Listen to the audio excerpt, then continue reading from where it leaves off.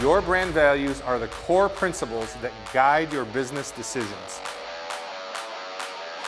Maybe you've never taken the time to sit down and think, what are my core beliefs? What are the things that at our core, this is who we are? And thinking about those things and understanding them will help you communicate who you are to your customers.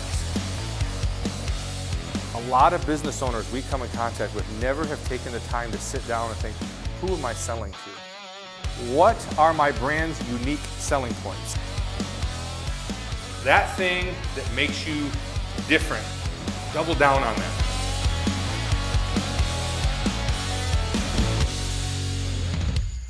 Well, I'm grateful for the opportunity to hang out with you guys tonight. It's good to see some familiar faces, but also some new faces. So if you've been here before, normally I'm on the other side of the camera over here, just getting all the good digital content to make this event more accessible for other people in our community.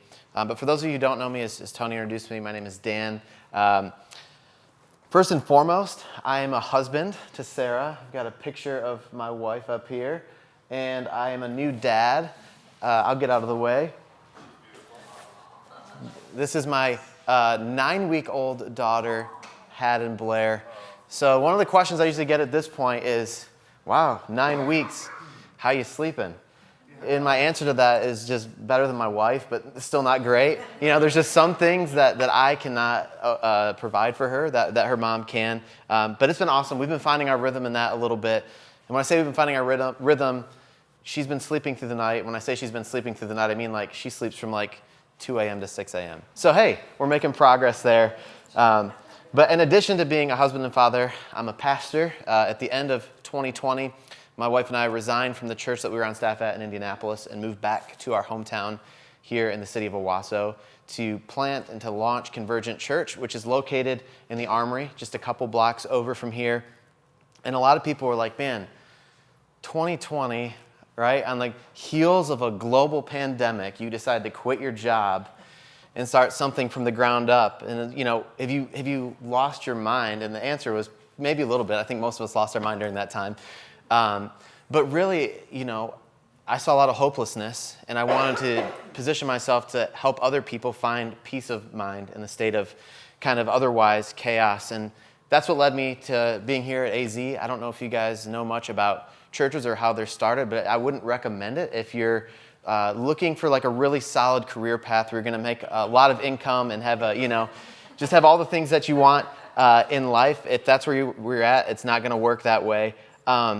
You know, so my co-pastor Jameson and I just purposed, hey, when we start this church, we're going to both work full-time outside of the church because we don't want us to hinder, you know, what God might want to do through our organization. And so that's what led me to AZEE. That's what led me to Tony. And he was at a position in his life where, you know, 2020, a lot of business owners quickly learned that if you don't exist online, you don't exist at all. And so AZEE saw its biggest year of growth. There was like 40% growth, I think, in sales that year. And so along the way, AZEE kind of skipped a lot of steps in trying to keep up with the growth. And so I think I came in and interviewed with Tony to do some graphic design work or some web design work. Because again, if you want to start a church, there's not a lot of money in it. And so you just learn how to, you know, when you're the pastor, you're the graphic designer and you're the web designer and you're the communicator. You do a little bit of everything. And so I came to Tony going, hey, I might be able to help with some of this stuff. But he kind of explained where they were at and his need to help kind of clarify vision and get a concrete path moving forward. So that's been a really awesome opportunity. And that's where I was planning on just kind of leaving it before we jumped in. But then I saw on the flyer for the event, Casey, I think, said from rock star to pastor to digital operations manager. And I thought that order was so funny because I was like, man, I peaked early. Like, right? Like rock star, pastor, assistant to the regional manager. And so anyways, I thought that was hilarious. And so I thought I would give a little bit of context there to that. So, you know, one of the things that I love about Casey is that he's the ultimate hype man. Last week, we were at a Chamber of Commerce networking event together, and they had the idea of, hey, everyone introduce the person that you're sitting at your table with. And for most people, it's like, hey, this is so-and-so, and they work here. But for Casey, he had to stand up, put on his announcer voice, and I think he introduces me as the pastor of disaster. And so I I don't know what that means, but I guess you should probably look out. But I didn't want to leave you on the edge of your seat as it pertained to the whole rock star thing, so allow me to define what he actually meant with that. What he meant was that I lived in a van with 5 dudes traveling the Midwest, playing music venues that were mostly dive bars. So that's the context on the rock star that I was. You're not going to see me on MTV or anything like that. When I was in high school, I started a band which will remain unnamed, lest anybody go to look us up on Apple Music or Google or anything like that. But I've got a picture of the band here. So that was me and the guys, and you can kind of see here, right? You've got me, and then you've got the mathlete, and then you've got the stoner, and then you've got the loner, and then you've got the athlete. And so that was kind of the context of the group that we had here. It was really a motley crew, but I had a vision for what we might be able to accomplish together. So I gathered the guys together, all at different phases in life, all in different grades, and was like, here's what we're going to do. We're going to professionally record an album, all right? And then we're going to tour, and then we're going to try and find a small record label to sign with that will help us repeat that process. And I'm really proud to say that all 3 of those things actually materialized at the year that we had graduated high school, which is awesome. However, while I did cast some vision for what we could accomplish together, once those milestones were kind of reached, one by one, the band just sort of started to flake out. For some, they had tasted success, a little bit of success in this area, and they're like, that's cool, now I'm ready to move on, and I'm ready to do the next thing. For others, they were just exhausted from the grind, right? Living in a van with 5 other people for weeks at a time, where your only shower is a truck stop every few days. It's not the most glamorous life, right? It's not for the faint of heart. But then still there was others that were going to college, that were working a dead-end job at a fast food restaurant just to facilitate having $5,000 of equipment that we crammed into a $5,000 or $500 van to go and play a $50 gig, right? So it's not super fun. It was a little tough. So here was the problem, right? While I had established some common goals that we together could work towards to rally around, what I quickly discovered is that all of us had gotten into playing music for very different reasons. And so for me, I absolutely loved writing music. I loved performing music. I wanted to make it a living. I wanted to use it I've always been a man of faith. I wanted to use it as a platform to kind of share my faith. But then, one of these guys, he was just in it for the chicks. And there's nothing wrong with that. That's what he wanted. He was in it for the chicks. And then there's another guy who was just home from college, and he was just looking for something to do. And then there's another guy who's I just want friends and I want people to hang out with. And then he got a girlfriend, and then it was bye friends. I found what I was looking for. And then there's another guy here that was, for him, music was really more of a therapeutic thing. So when he started off, it was all fun, but then when it turned into work, it was kind of man, this is a lot. I'm not enjoying this. It's become a little bit more than I can handle. So the thing that was missing for this group was a true vision. Beyond a list of to-dos that we could accomplish together, there wasn't a common, unified purpose that we were all kind of bought into together. So the goals I had set before us were achieved. When they were achieved, it kind of felt like there was nothing left to do.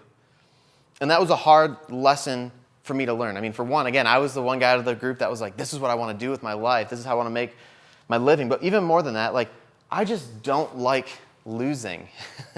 And I felt like a loser. I felt like I didn't get to the place that I wanted to be.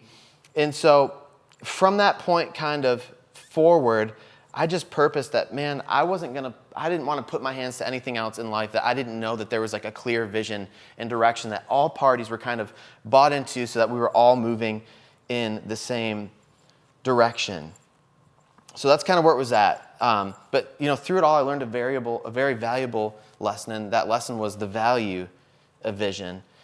So anyways, I don't know where you're at today. I don't know what brought you here, where you're at on your journey as a business owner or as a community leader or as an employee or as an aspiring entrepreneur. But maybe, like my band, maybe you hit some milestones that you were targeting, but now you're starting to feel a little weary. Or maybe you're wondering what's next. Or maybe you feel great. Like maybe you've accomplished some things and you're ready to just keep plowing forward, but your team is waning. Maybe like me, you've got a motley crew that's kind of growing weary and you're trying to wrangle everybody in the same direction. And if that's kind of where you're at, I would say, man, last month Wayne did a phenomenal job of sharing about core values. And so if you guys haven't checked that out, it's on our AZEE Branding Solutions YouTube channel.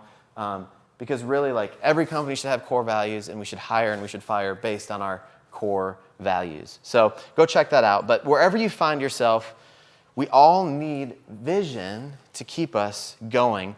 And that's precisely what we're going to be talking about tonight. So to start us off, there's a verse in the book of Proverbs that I really love.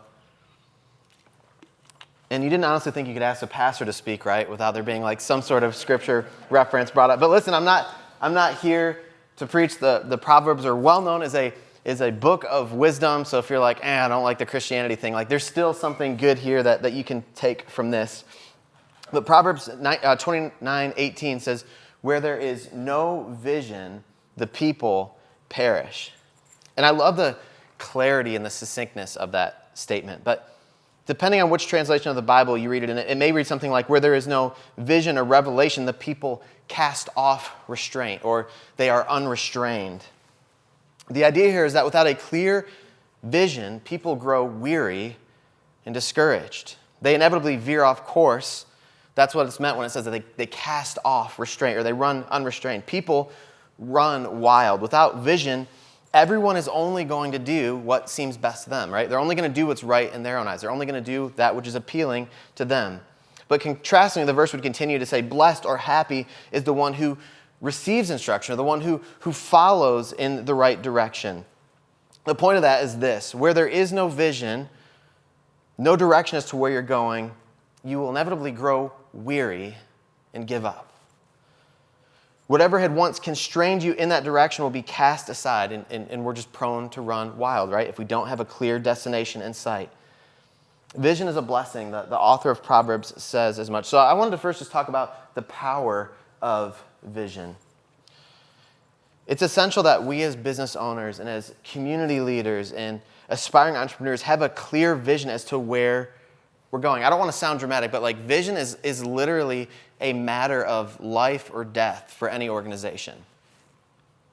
For every failed business or philanthropic endeavor, I can show you one common denominator, one common thread throughout their story, and it is a lack of vision.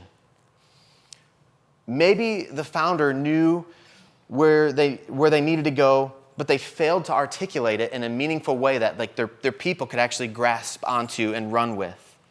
As a result, the team just never caught on to what they saw of where they were going. Or maybe they lost sight of where they were going. Maybe they started with a good vision, but they got distracted by all the good opportunities and all the shiny things that were all around them. Or maybe the venture fell in their laps, right? Maybe they're a business owner who was like, I didn't plan on owning this business, but now here I am. And so they didn't know what they were doing or why they were doing it. So one by one, people threw in the towel because they no longer knew what their purpose was collectively. Or maybe even worse, maybe they knew their purpose, but they didn't see any value in it, and so it felt meaningless. Hear this: a strong vision brings clarity, unified purpose, and ultimately life to an organization. A lack of vision produces stagnancy and creates fractures and fragments and ultimately death. So let me start with the latter. I like to think I'm a positive guy, so I'm going to start with the negative and then we'll go to the positive, because there's always got to be good news at the end of the story. So a lack of vision produces stagnancy. Where there's no clear vision, we find ourselves wandering aimlessly. Where there's no measurable destination in sight, we can't really tell what's up from what's down, from what's left, from what's right, because we aren't going anywhere. But something else happens. When there's a lack of clear direction, what happens when maybe I think that we should go left, but you think that we should go right, and you think that we should stop altogether? Like, how do we determine the path forward from there? What happens as a result of that? Fractures and those fractures will then become fragments. And then we're no longer going anywhere together, and we're dead in the water. Everyone's kind of gone their own way. Though we were all once together, we've gone our own way, and as a result, we failed to accomplish anything. This happens with organizations all of the time. All the time. I think all of us have been a part of something like that. All right, here's the deal. Your team needs a common goal to rally around. Your team needs a vision to hold everyone together. So now let's consider the first part of that statement. A strong vision brings clarity. When we have vision, right, when we can see where we're going, we know where we're going. We have a clear target that our eyes are fixed upon. Where the lack of vision produces fractures and fragments, the presence of vision gives us unified purpose. It gives us something to rally around and to champion together. Is anyone here familiar with a French galley ship? If you're like me, you probably didn't know what it was called, but if you see the picture here behind me, you'll know what it is, right? They're these giant ships that would be powered by as many as 312 people rowing together in unison. Now, I want you to picture a galley ship like this with all of its men and women out in the midst of a storm, out in the midst of a hurricane, right? There's waves that are crashing back and forth on the boat. They're starting to question if they're going to survive at all. It seems like the harder that they row, the harder it gets, the dimmer the light seems to be. They feel like their lives are over and they have little hope for survival. They've been in the storm for hours, but being in the storm for hours really felt like they were in the storm for days. And they're waning. They're worried about the sea taking them over. But then the captain extends out his telescope and declares, land. I see land just a little further. Just keep going. Just keep going. Put yourself in that position, right? You felt super hopeless, but then you hear that there's direction, that the land, the dry land is near. What are you going to do? I don't know about you, but I'm going to keep freaking rowing, right? Until I get to safety. You see, the sight of land just a short distance off would give them endurance because they could see the end in sight, right? They could know that what they were doing wasn't in vain, but that there was purpose behind it. They would live to see another day and that their labor wasn't in vain. That is the power of vision. When we're casting vision for people, what they can't see, but what we can see, that is the power of it. And here's the deal. As business owners, as community leaders, you hold the power of vision in your hands.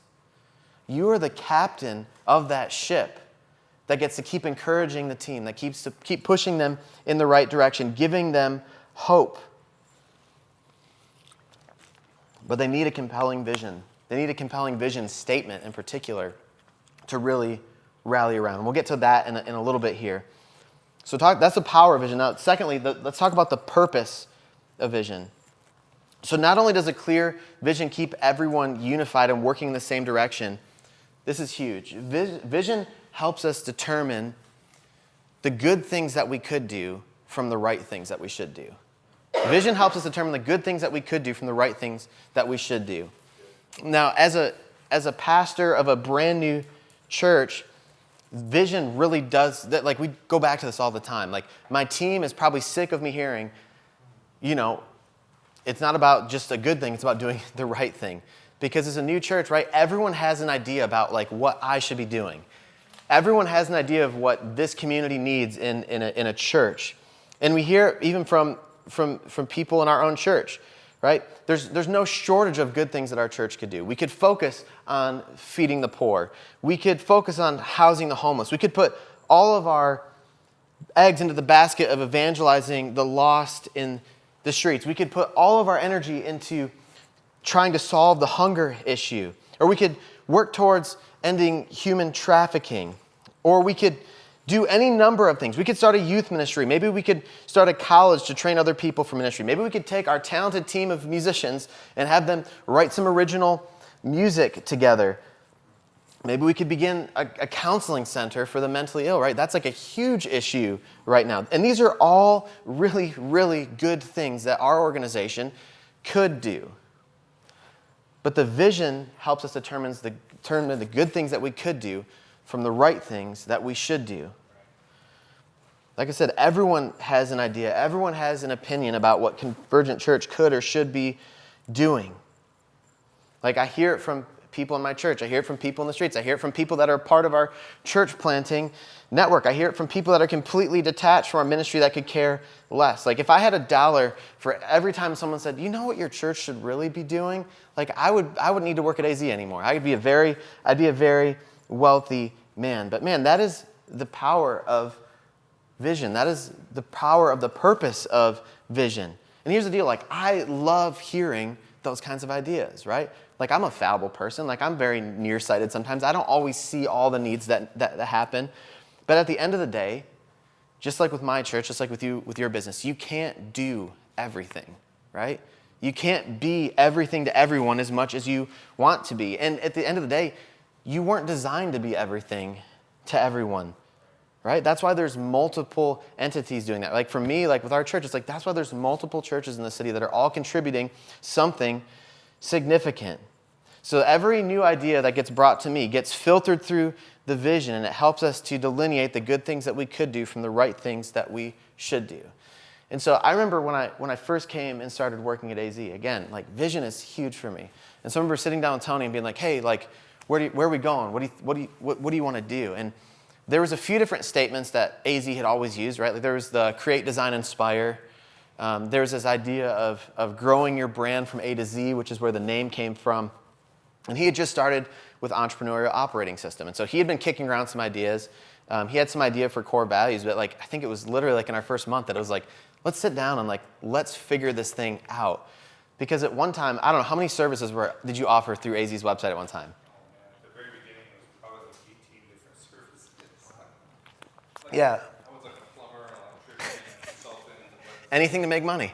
That's right. And I think when I started AZEE, like I think hotel consulting was like still listed as one of our services on our website. And so we sat down and we just kind of figured out like what is our vision, and we settled on growing your brand from A to Z. And that was our purpose. That's what we were going to do. And so that helped us kind of weed through like, okay, here's all the other things that we shouldn't do. But at the same time, when there's new opportunities, right, like Hankered Sportswear wanted to sell, it was very easy to go, okay, here's an opportunity to buy a print shop. Does that contribute to someone's branding needs? Yeah, like we've been coordinating print orders for years, so it was a very logical next step. But I remember like one of the goals early on was like, hey, like we want to have a full production studio that's going to like produce Hollywood movies, I think. It was like we wanted to produce like, our vision has like, as we documented it out, was like we want to produce like, by year 10, be producing like 1 or 2 movies a year or something like that. And so I had to go like, well, how does that help us grow brands, right? And so it helped us filter out like the good things that we could do from the right things that we should do. Everything gets filtered back through that vision. And it actually, I don't know how long you guys have been tracking with our business, but for a long time we were AZEE Business Solutions. So actually our vision statement determined that we needed to change what our business name was, right? Because business solutions, people would be like, can I buy print and ink and toner from my printer? Like we had a company up here last week that was like, I need someone to install fiber. Do you guys do that? And it's like, no, we don't do that at all. But man, that is the purpose. Like not only does vision give us a clear direction, but it also helps us know what we should do from what we shouldn't do. So like as you're presented with all sorts of opportunities, there's no shortage of good ones out there. You need to have a vision statement so you can determine, is this on track or is this off track? So next I want to look at the proofs of a strong vision. The proofs of a strong vision. Who here works at a company or owns a company that has a vision statement? All right, who wants to, well, 3 of you have the same one, so I want to hear what yours is. We don't want to meet the standard, we want to meet the standard of healthcare. That's good. That's good.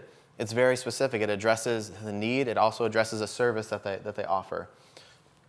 So that's the thing. For the proofs of a strong vision is it needs to be something specific. So if you're going, I don't have a vision statement, or niche statement or mission statement, these are kind of all used, synonymously. They're a little bit different, but it needs to be specific. A good vision is a short, targeted statement that speaks to a particular need of your ideal customer And it can even include your services, right? A great example of this is Foster Coffee, right? Their vision is to foster community through coffee. So the need that they're addressing is community, and the means by which they're facilitating that is the service that they offer, right? It's through coffee. So it needs to be specific, but it also needs to be motivating and memorable. And this one's always been tough for me. I feel like I always have a million words, but packing it down into like one short sentence has always been the struggle. It needs to be something that's easily accessible for your team. It needs to be something that is memorable. It needs to be something that they can put their hands to. It needs to compel them to action. It needs to be motivating and memorable. I remember when we first started Convergent Church, I think the vision statement was something like, we live to see the day when the kingdom of God is made manifest on earth in the city of Owasso. It was so many words, and I was like, and I peeled back the layers. I was like, I absolutely love this. Like, that's what I want to do. But it's like, was it accessible? Like, every time I'd be like, hey, what's random person? What's the vision of our church? Like, manifesting something. I don't know what it. And so we've had over the last few months been going back and trying to like pare it down, right? And so we've pared it down to say, we live in labor to see Christ's kingdom come to Owasso. So before Jesus ascended, he said, pray like this. He said that my kingdom would come and my will would be done. And we're like, that's what Jesus wants. That's what we want. And it's specific to the city of Owasso where we desire to see that sort of thing happen. So it needs to be specific. It needs to be motivating and memorable. And thirdly, it needs to be measurable. So it needs to be something that we can say, how you have to be able to determine, are we on track or are we off track with this?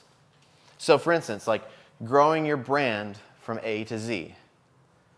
Well, the easiest way to measure that is have we helped more brands this year? Have we solved more branding solutions, problems for people this year or not? And it's like, if we see a decrease, then it's like, well, man, maybe we're not fulfilling our vision. Or if we're like, we decided to buy an ice cream parlor and add that to one of our services, it's like, well, maybe we missed the mark somewhere. So it needs to be measurable. So for our church, we can look at that and go, okay, like I know what the percentage is of people right now that would say that they belong to a local church. And so that's data that I can get each year to go like, and I don't care if it's through my church or whatever church, like we just want to see the betterment of the community, right? We believe that all people are broken. We believe that we're in a broken world and we need peace and we need rescue in the midst of that. And that's our conviction. And I'm not saying that that's everyone's conviction, but that's what we're trying to do. So it needs to be measurable. And lastly, it really needs to be ingrained in everything that you say and do. Sometimes I feel bad because I feel like I'm always just beating the same drum, like I'm always saying the same things. But the reality is like when you're getting sick of repeating your vision statement is when somebody is getting it for the very first time. And so for me, like every Sunday, it finds its way. You can get creative with it. You don't have to repeat the same phrase, but it makes its way into everything that we say and everything that we do. It's a part of our website. It's a part of our social media strategy. It's a part of everything. And it's the same thing here at AZEE. Like a lot of our posts, you'll see, hey, grow your brand today. And then there'll be a link to whatever the service is. So it needs to be specific. It needs to be motivating and measurable, memorable. It needs to be measurable. It needs to be ingrained in everything that you say and do. And here's one. It really should honestly be future-oriented. Like it shouldn't be something that you can just reach out and grab today, right? That's more of a to-do. That's a goal. It needs to be something that's future-oriented. So I found a list of some really good common ones here. So you've got like Google to provide access to the world's information in one click. That's their vision statement. You got McDonald's to be the world's best quick service restaurant experience, or Starbucks to establish Starbucks as the premier purveyor of the finest coffee in the world. That's like a stretch. I think they're a little off. I like Starbucks, but I mean, it's like, Disney to be the world's leading producer and provider of entertainment and information. So it's not saying that this is what they are. It's saying what they ascribe to be. And so even with our church, with our vision, we would say we live in labor to see the day. Meaning like that day is not here, but we're going to take action today to make that happen. So that's the proofs of a strong vision: specific, motivating and memorable, measurable, ingrained in everything you say and do, ideally being future-oriented. But lastly, I want to talk about the pathway to fulfilling your vision, right? Because a vision without a mission and a strategy is just a pipe dream. The beauty about vision is it can be anything that you want. Anything that you want for your future, anything that you want for your community. Like as big as you can dream, that's as big as your vision can be. But there's been so many people who have had a great vision, but never actually took the steps to take that, right? If I had I remember when I was younger, there'd be all these people, and it's like the most random thing. I don't know why people would tell me this, but they'd be like, I had the idea for Star 69 before it even happened, right? Does anybody remember what Star 69 was? Exactly. It's like the most random thing, and it's like, well, congratulations, you had the idea, but you didn't do anything to actually work towards making it happen. So just don't even volunteer that information anymore. I mean, I could have invented Disney World, right? Or any. But so vision without a mission and strategy is just a pipe dream. So I don't want you to only have a vision statement for your business of where you want to go that people can put their hands to, but I want to help you to have a plan to work towards it. So I'm going to have Casey pull this up. This is something we use here at AZEE. It's called the Vision Traction Organizer. It's through Entrepreneurial Operating System, which is kind of how we're trying to scale our business. And I'm going to have him send this to you guys because I realize not everyone can see it. But what you do is you start by getting your core values in there, which Tony and I did early on in AZEE. But then you put your core focus, right? This is your niche, your vision statement, your mission statement. And from there, again, we're dreaming here. So you've got your 10-year target. You're looking down the road and going, where do I want to be in 10 years?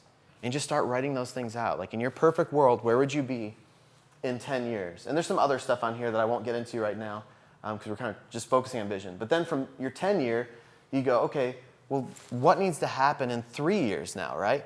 Like for us to have some progress on where we want to be in 10 years, where do we realistically need to be at 3 years from now? I think we want to go to the next one, Casey. Then from there, you have your 1-year plan, right? So you're reverse engineering your vision, right? You got this big, crazy goal of what you want to do. Here's what that looks like in 10 years. Here's what that looks like in 3 years. But then, what has to happen this year? I can't tell you how many years I've wasted going, this is what I want to do. This is where I want to go. This is what I want my organization to do. But then year after year goes by because you're always going, it's like idealistic, right? It's like, it'll happen. It'll come together once I get these people or I get these resources. So what can you do this year to serve towards what you want to be doing in 10 years? But then it doesn't stop there. Within Entrepreneurial Operating System, there are what are called quarterly rocks. These are the big things that you have to move to make that 1-year vision happen quarter over quarter. So you see how it's like, it starts off really big, but then it kind of funnels down to here's what I should be doing today. And so, again, a vision without a mission and a strategy is just a pipe dream. So what I want more than you just to have a vision statement is to have a plan to move that forward. So some things that could be on it, for AZEE, Tony, can you think of a couple of things that are on our 10-year vision? Yeah, most of them are sales number, but they're term our big, they call it a BHAG, big, hairy, audacious goal. Just dream big. We have big sales numbers, so we kind of went through and what kind of equipment we were going to need to do that. So we have the types of printers we're going to need, the amount of staff that it's going to take to do that. So just big dream stuff. Yeah, there's even a projected, here's how much revenue we want to come in and here's how much profit we want to come in. So here's the deal though, if you want to see, I'll start a number. Say you want to see, you want to have a $10 million year in 10 years. What needs to happen 3 years from now, right? You don't just go from 0 to 10, So that's the opportunity with the 3-year and with the 1-year plan to start moving some of those things just a little bit. And so this year for AZEE, it's hey, you know what? Some profit would be great. If we could, I think we started this year, it's hey, we want 2% profit, but then we're going to go to 10%, and then we want to go to 20%. You got to start somewhere, right? You got to start today. And so, or with our church, we were man, what are some things that we'd love to see happen this year? Okay, we want to equip our people to share the good news about Jesus 365 times this year. The whole church, for each day of the year, one person shares what Jesus has done in their life. That's not that huge, but if we want to go towards seeing a city that knows who Jesus is, it's that's where we got to start. You got to start somewhere. And so I hope that was helpful. Again, I'll make sure that when Casey does his follow-up email, we can send that Vision Traction Organizer out because that's really been the difference for AZEE, and it's actually been the difference for our church too. So again, Tony was already looking into that, we started using it here at AZEE, and I was like, man, this would be really helpful for our church too. And you can scale it however you want. So I think for us, we're doing our first vision building day for the church next month, where we're going to just leave for a couple of days. We're going to go to a cabin somewhere, just get rid of all the distractions, and just go like, man, where do we want to be in 10 years? Actually, I think we actually said that's a long ways away. We want to start with 5 years. Where do you want to be in 5 years? And then 3 year, and then 1 year. So anyways, that's all that I had for you guys. And I'll turn it back over to Casey.